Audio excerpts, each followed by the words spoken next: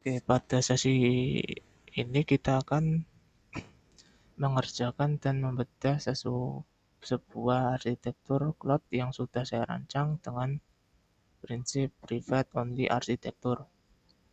Sebelum masuk ke implementasi, mari saya jelaskan untuk komponen-komponen terdapat dalam arsitekturnya. Yang pertama, yang pasti ya, terdapat VPC. Di sini terdapat jumlahnya dua, yaitu VPC app berfungsi untuk mendeploy aplikasi Lambda. Dalam VPC app ini tidak terdapat public subnet dan internet gateway, sehingga tidak dapat mengakses internet. Yang kedua, terdapat VPC SVC. Di sini bertugas untuk menyediakan akses privat ke service AWS seperti AWS S3, sehingga nanti Lambda akan mengakses AWS S3 ini lewat VPC SVC. Yang seperti kita ketahui, VPC itu terisolasi, tidak dapat terhubung, tapi bisa terhubung menggunakan VPC peering connection. Maka dari itu di sini terdapat tulisan VPC peering connection bertugas untuk menghubungkan VPC SVC dan VPC app. Nah, setelah ada komponen VPC, yang kedua terdapat security group. Security group di sini ditempatkan pada VPC endpoint dan Lambda. Masing-masing security group bertugas untuk mengontrol akses lintas keluar dan lintas masuk. Dan masing-masing tersebut memiliki aturan yang berbeda. Yang ketiga terdapat VPC endpoint. Di sini VPC endpoint bertugas untuk membuat komunikasi privat AWS S3 ke Lambda tanpa mengaksesnya ke publik. Yang terakhir terdapat Route 53 Private Hosted Zone yang berguna untuk Lambda agar mengenali domain S3 lewat VPC endpoint-nya ini. Sehingga karena Lambda-nya itu tidak terkoneksi internet, maka dari itu Route 53 ini menghubungkan Lambda ke S3 yang terdapat dalam VPC endpoint-nya.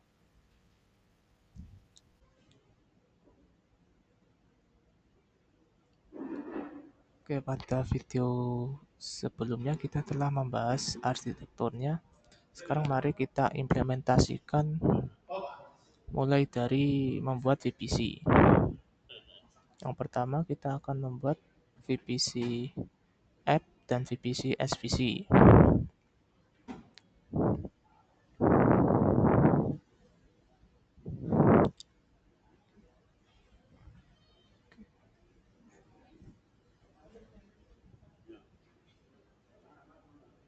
Di sini CIDR-nya sesuai dengan arsitekturnya, yaitu 192.168.100 dengan prefix CIDR 27.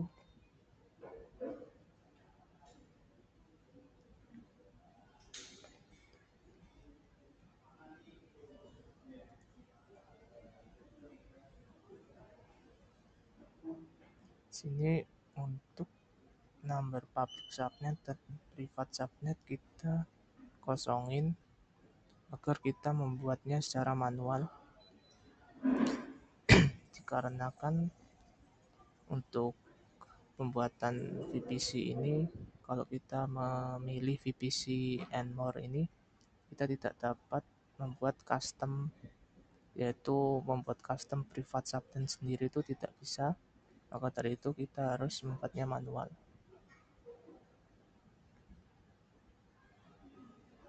Untuk nama VPC-nya terserah, tapi saya akan memakai nama app dan secara default akan ditambahi strip VPC oleh AWS.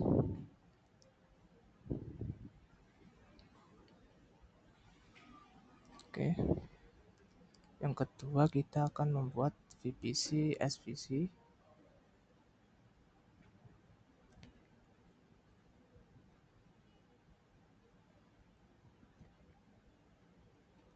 Dengan CIDR yang sesuai dengan arsitekturnya. Sini untuk sama untuk number public subnet dan private subnet kita kosongin. Kita akan membuatnya secara manual.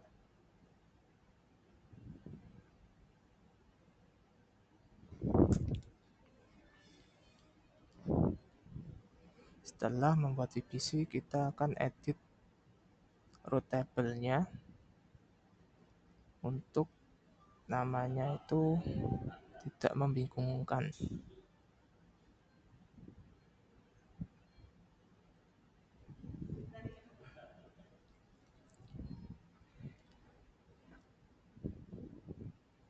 Kita namain untuk root table SVC ini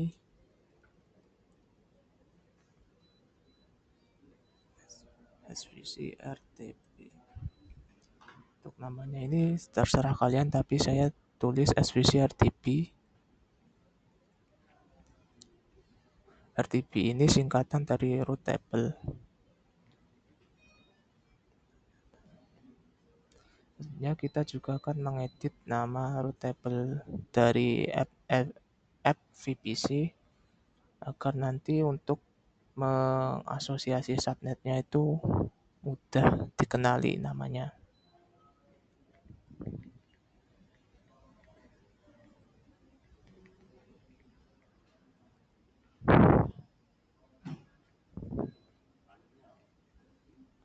Selanjutnya kita akan membuat subnet untuk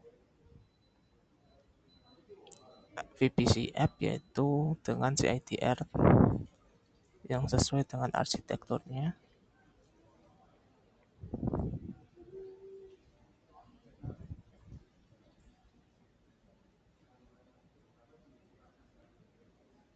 Untuk VPC ID kita pilih app VPC. Nama VPC, nama subnetnya ini terserah kalian, tapi kalau saya tulis app subnet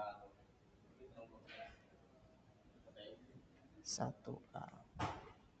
Untuk availability zone sesuai nama subnetnya yaitu 1A.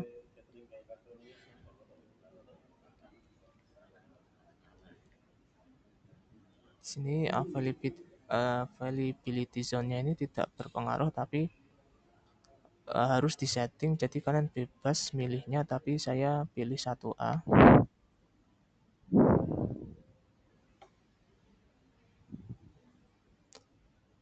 Yang kedua, kita membuat subnet untuk VPC SVC yang memiliki CIDR sesuai dari arsitekturnya.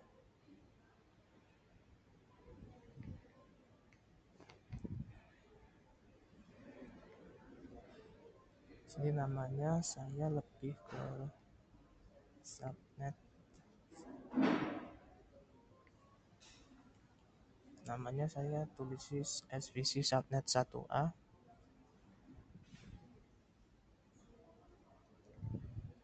Dengan availability zone-nya sesuai dengan namanya yaitu 1A. Tapi ini sebenarnya tidak berpengaruh nama dan availability zone.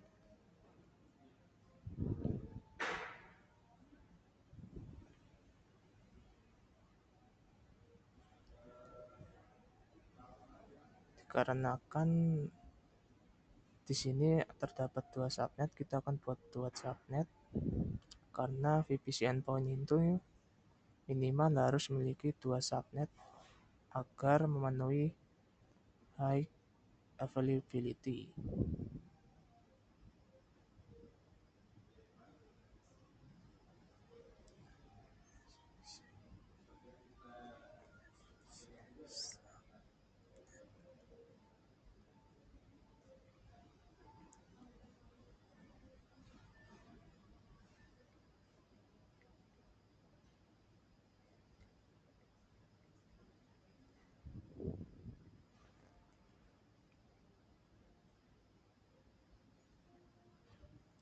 Setelah kita buat subnet, selanjutnya adalah mengasosiasikan subnet tersebut.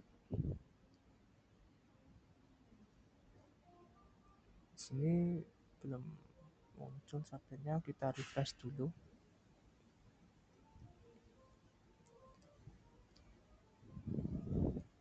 Kita asosiasikan subnet ke root table-nya. Selanjutnya lakukan langkah yang sama di FRTP ini, yaitu mengasosiasikan subnet yang telah dibuat.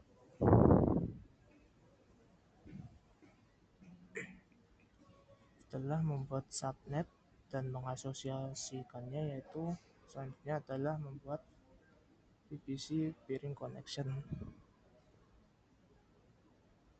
Seperti di penjelasan sebelumnya, VPC peering connection ini berguna untuk menghubungkan VPC app dan VPC SVC.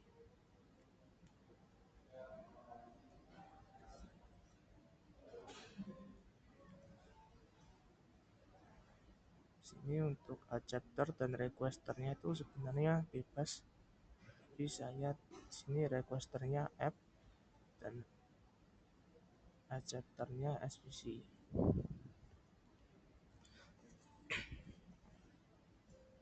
Setelah itu kita accept requestnya agar VPC peering connection-nya menjadi status aktif. Setelah statusnya aktif, kita edit setting DNS-nya agar membolehkan DNS resolution, dikarenakan nantinya kita akan menggunakan fitur DNS yaitu private hosted zone. Itu membutuhkan DNS resolution-nya. Oh ya, tidak lupa untuk VPC sebisa mungkin settingan DNS ini harus aktif.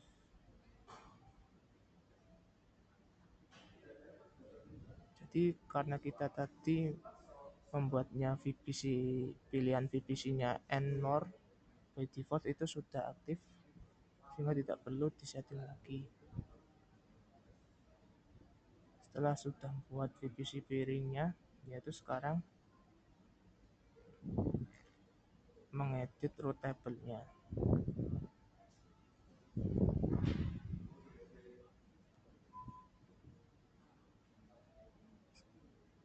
Di sini kita akan isi CIDR, VPC SVC-nya.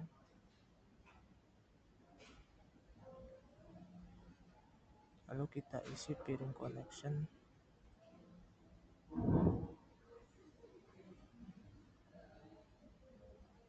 Kita lakukan langkah yang sama untuk SVC RTP juga.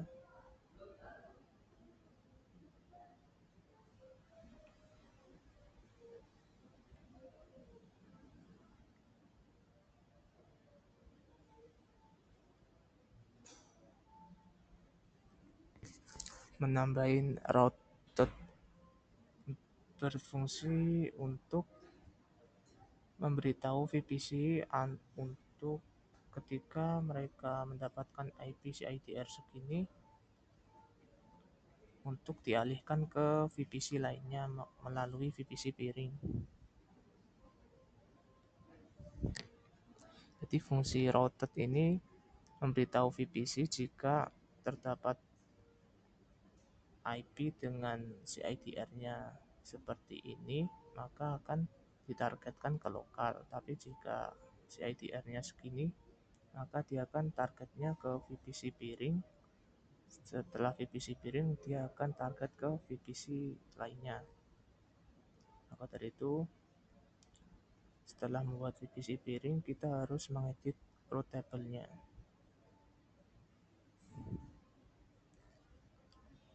Oke, kita sudah selesai untuk mengimplementasikan langkah membuat VPC dan VPC peering connection-nya.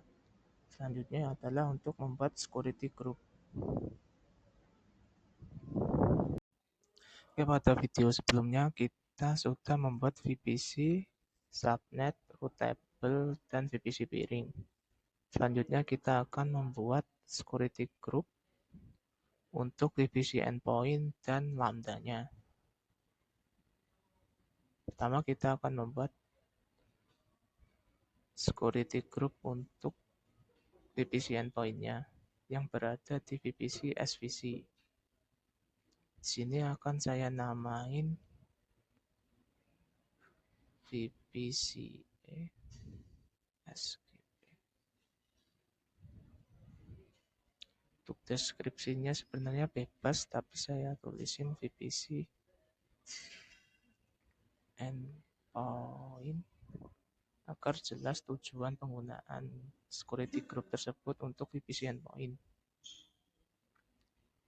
Nah, di sini yang titik krusialnya, di sini harus hati-hati, kalau tidak nanti seluruh arsitektur ini gagal diimplementasikan. Nah, untuk inbound rules-nya itu kita tulisin dengan HTTPS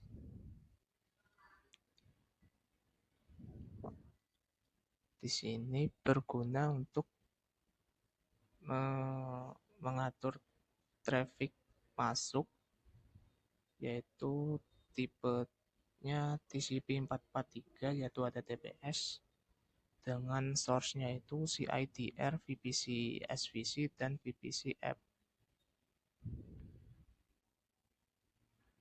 Dengan mengatur traffic-nya ini hanya membolehkan yang terkoneksi VPC endpoint itu hanya VPC app dan VPC SVC.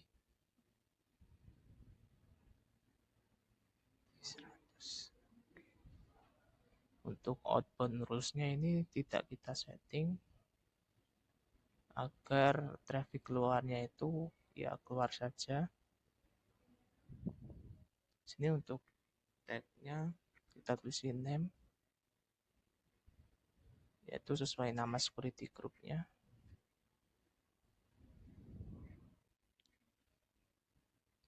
Oke. Saya perjelas lagi di sini.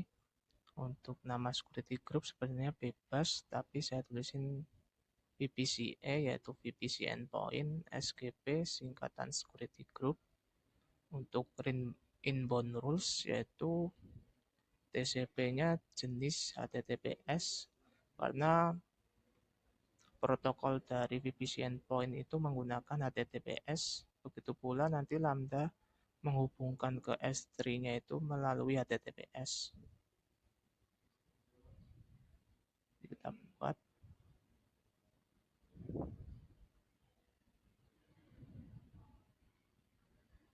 oke.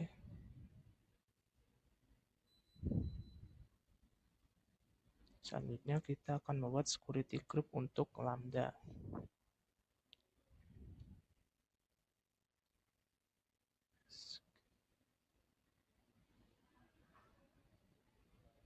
Untuk deskripsinya kita tulis security group ini akan digunakan untuk siapa.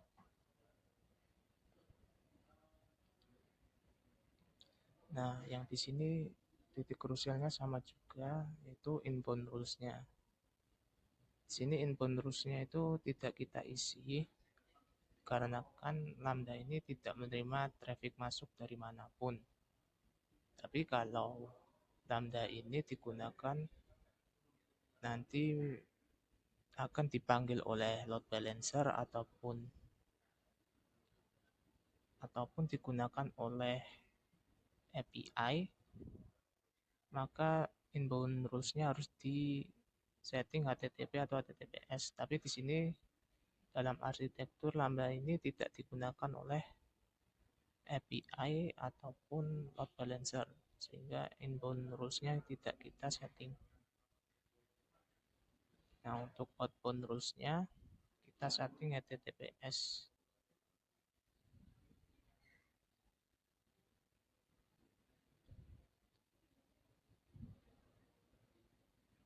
Bentar, kita ambil security group ID VPCE.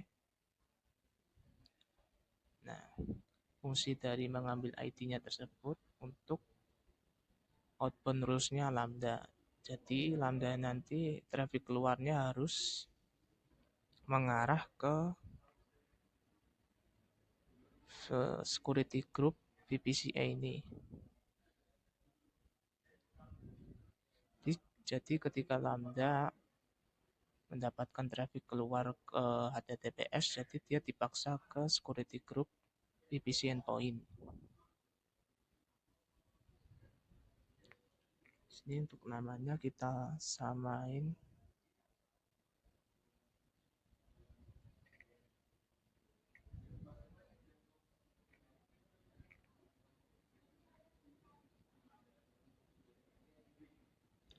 Setelah membuat security group, selanjutnya adalah membuat S3 bucketnya.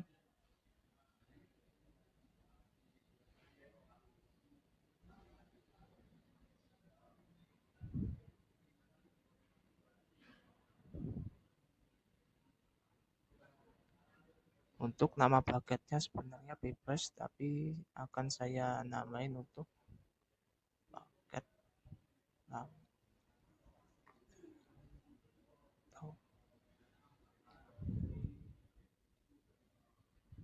di sini kita block all public access karena kita akan mengaksesnya melalui privat, yaitu root private zone.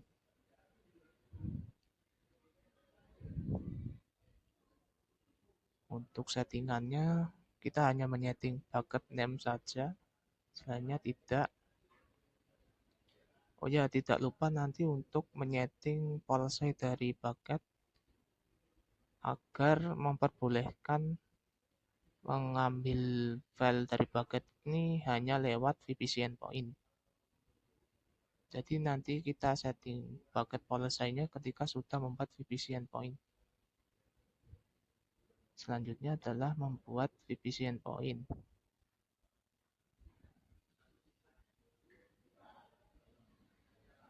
Di sini kita namainnya VPCA S3.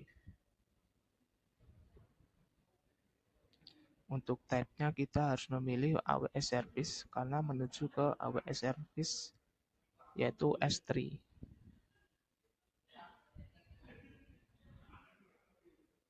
Di sini kita filter by service name yaitu menuju AWS S3 di region US East.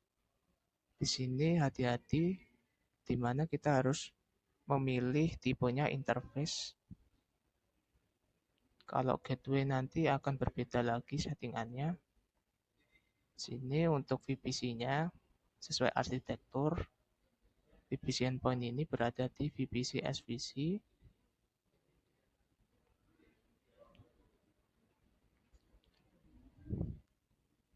Nah, di sini kita tidak boleh mengenable private DNS name dikarenakan nanti DNS name-nya itu akan dialihkan ke root 53. Jika kita mengaktifkannya di sini sama saja kita tidak menggunakan root 53. Di sini kita pilih subnet yang sudah kita buat tadi. Nah, di sini tidak lupa untuk checklist security group yang telah dibuat, yaitu VPC ESGP. Setelah itu sudah.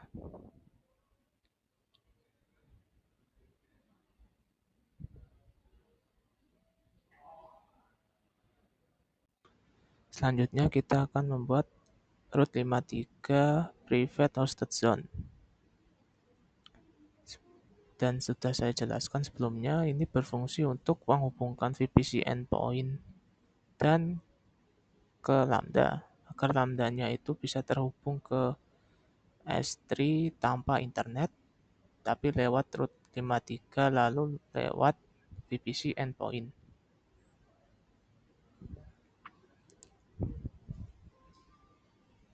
Sini kita harus membuat hosted zone-nya dahulu.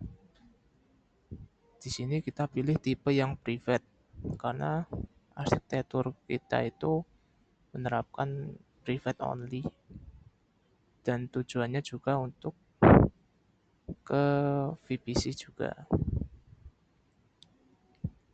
Untuk nama domainnya yaitu nama domain S3, yaitu S3 nama regionnya. Ketika kalian menggunakan beda region, di sini juga harus beda. Lalu di sini amazonaws.com. Nah, di sini untuk settingan VPC-nya itu kita pilih region dahulu.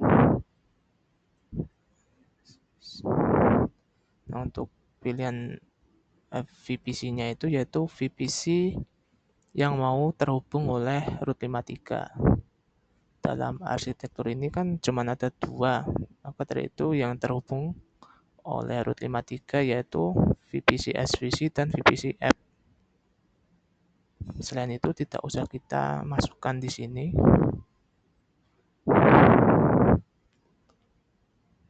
Setelah kita membuat root 53 private zone, yaitu sekarang kita harus membuat recordnya. Digunakan untuk ketika dia mendapatkan request domain ke s3amazonaws.com ini, dia akan mengarahkan ke VPC endpoint.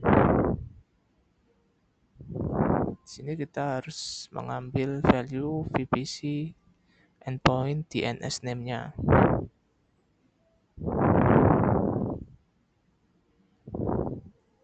Di sini kita pilih VPC endpoint, lalu region-nya. Lalu kita copy paste. Di sini record name-nya kita buat blank agar terrecord root domain. Kita klik create record. Sudah jadi. Setelah membuat root 53 private zone, selanjutnya kita harus membuat lambda agar menggunakan private zone ini untuk terhubung ke paket lambda.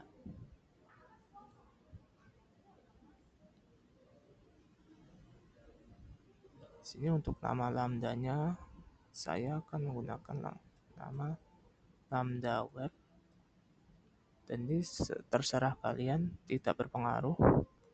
Untuk runtime-nya saya pilih Python versi 3.10 dikarenakan kode dari lambdanya itu Python, jadi runtime-nya harus Python juga. Untuk role-nya kita harus memilih lab role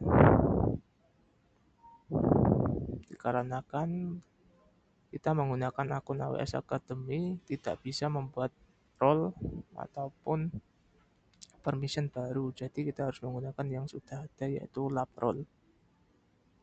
Untuk VPC kita checklist karena lambdanya dideploy di app VPC lalu di subnet 1A. Tidak lupa harus checklist security group agar bisa terhubung ke VPC endpoint-nya.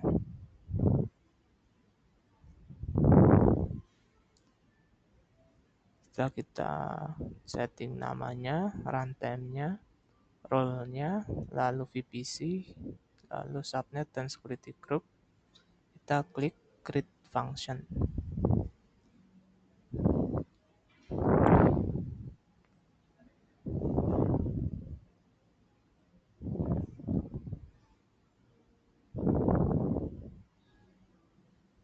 Kita tunggu sampai selesai.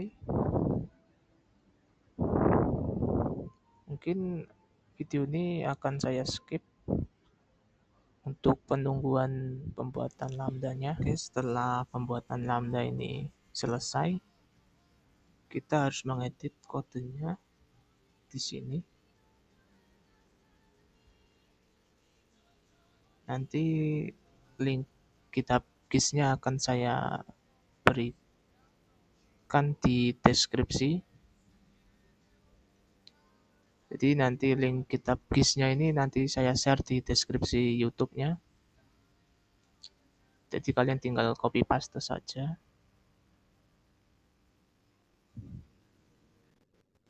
Sini kita harus edit kodenya. Inti dari kode ini pokoknya dia itu mengambil objek dari bucketnya, yaitu harus dari environment S3 bucket. Jadi kita juga harus setting environment-nya.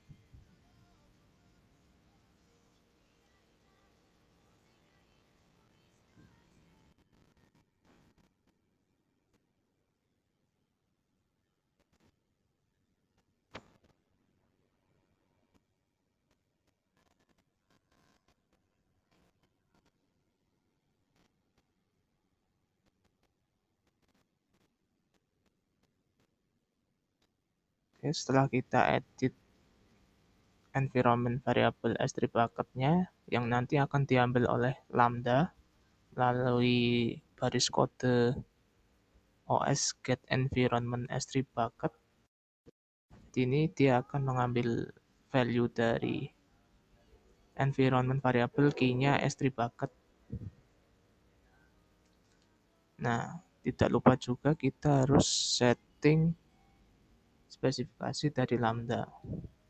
Karena kan mengambil objek bucket ini mungkin berat, jadi kita kasih spek lambdanya RAM-nya 256 MB dengan timeout 5 menit.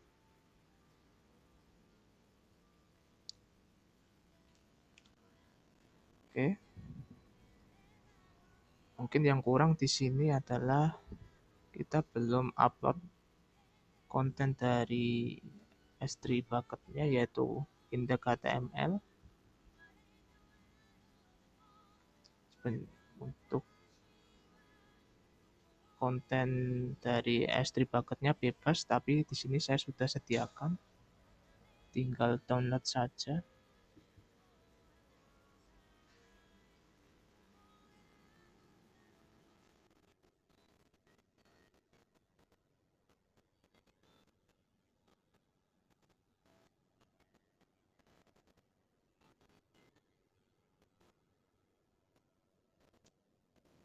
Setelah kita upload,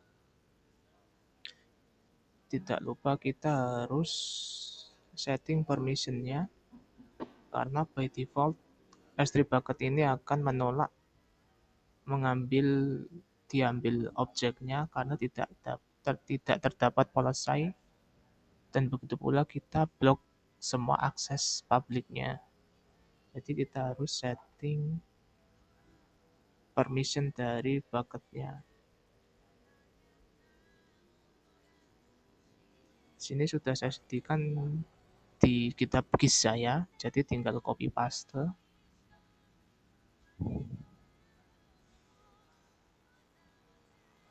Sini kita klik edit dulu.